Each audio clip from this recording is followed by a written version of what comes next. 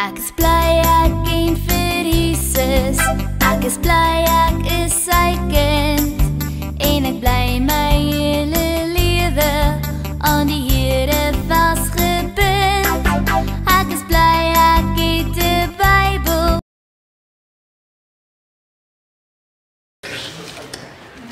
Julle weet wat is hierdie, nee? Dis 'n kampstoel. Dis 'n kampstoel, ek het nou vir julle gesê.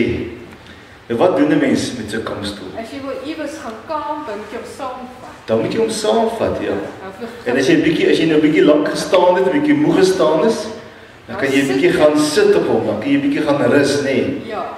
Ek my een vriend het altyd gesê, sitboude rusbene.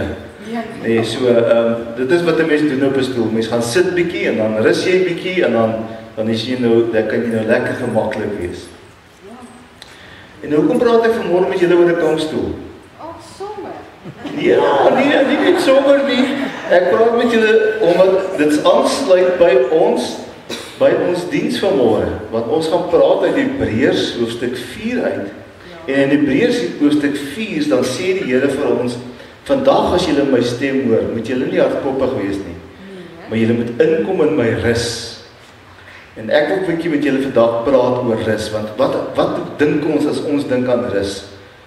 Ons dink aan iemand wat gaan slaap, op 'n kussing gaan lê of op 'n bed gaan lê, nee, gaan slaap, of op 'n stoel sit en net lekker agteroor sit en bene uitskop en dan rus jy. Ja. Maar dis nie regtig wat die Here bedoel met hierdie rus nie, nee. Toe die Here die eerste keer vir die volk gesê het hulle moet in sy rus inkom, het hy vir hulle eintlik gesê hulle moet hy gaan hulle uitvat uit Egipte en hy gaan hulle in Kanaan, die beloofde land, invat, in die plek waar hulle kan rus. Maar daai rus was nie beteken dat hulle gaan agteroor sit en niks ooit gaan doen nie. Nee, hulle het gaan bly in Kanaan, hulle moes daar gaan bly het en hulle moes die volk opbou sodat hulle die Here kon verheerlik.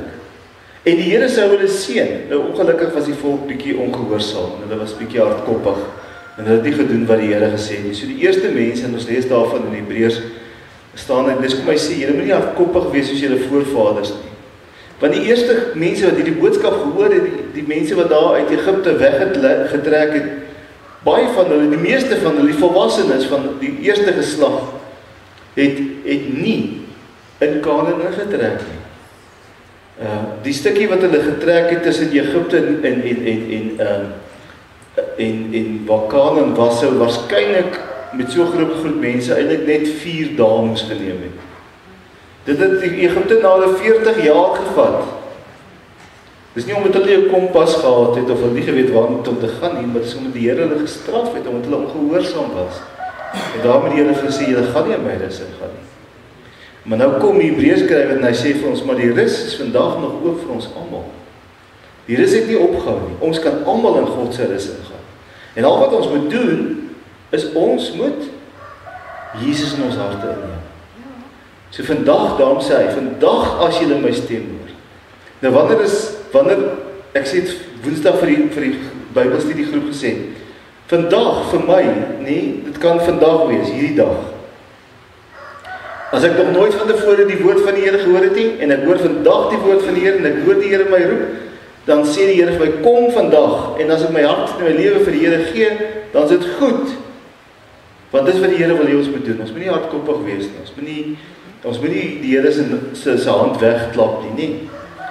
Maar môreoggend as ek opstaan, dan moet ek weer, want as dit weer vandag, dat ek môreoggend weer opstaan, want ek weer vir die Here sê, Here, ek hoor U roepstem, ek hoor U sê vir my ek is U kind, ek kom gee weer vandag my lewe vir U.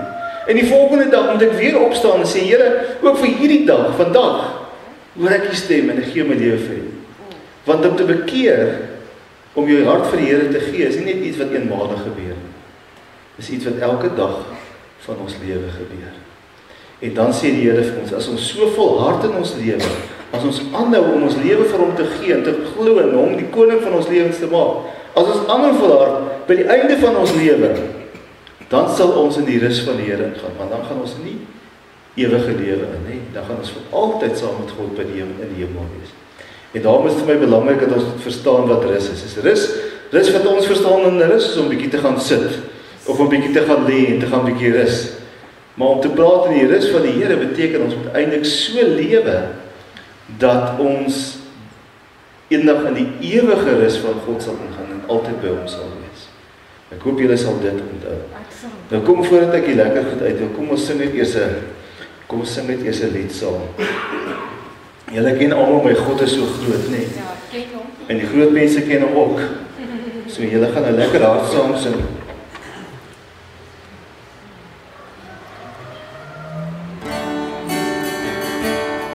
My God is so groot, so sterk en so machtig, as niks wat my God nie kan doen.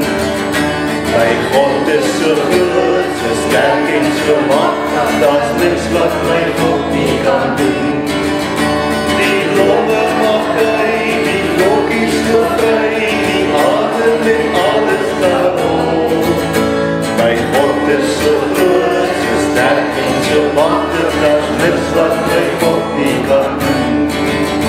My God is so groot, so sterk en so machtig, as niks wat my God nie kan doen. My God is so groot, so sterk en so machtig, as niks wat my God nie kan doen. Die berge maak hy, die riviere trap hy, die see en alles daarin. My God is so groot, so sterk en so machtig, as niks wat my God nie kan doen. My God is so groot, so sterk en so machtig, as niks wat my God nie kan doen. My God is so groot, so sterk en so machtig, as niks wat my God nie kan doen. Die berge maak hy, die riviere trap hy, die see en alles daarin. My God is so groot, so sterk en so machtig, as niks wat my God nie kan doen.